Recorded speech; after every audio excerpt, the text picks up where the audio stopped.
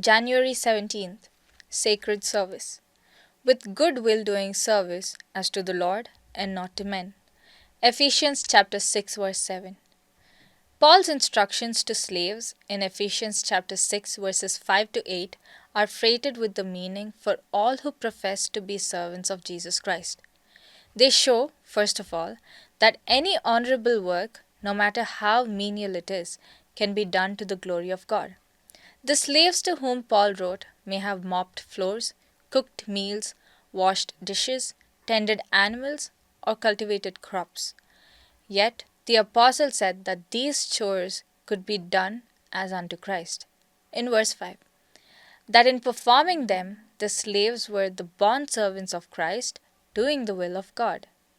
In verse 6, that they were doing service as to the Lord, in verse 7, and that they would be rewarded by the Lord for doing a good job, in verse 8.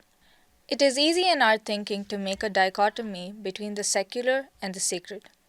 We think of our weekday work as being secular, whereas our preaching, witnessing, and Bible teaching are sacred.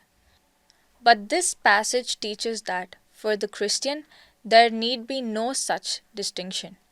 Realizing this, the wife of a well known preacher put a motto over her kitchen sink: Divine services conducted here 3 times daily.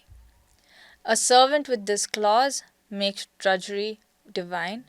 Who sweeps a room as for thy laws makes that and the action fine. George Herbert. There is another choice lesson here, namely, that no matter how low a person may be on the social ladder, he is not shut out from the choicest blessings and rewards of Christianity.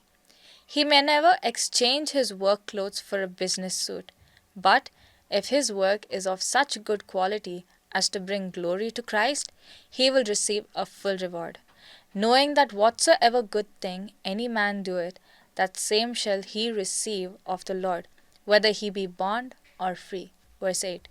Believing this, we should pray in the lines of George Herbert: Teach me, my God and King, in all things thee to see, and what I do in anything, to do it as for thee.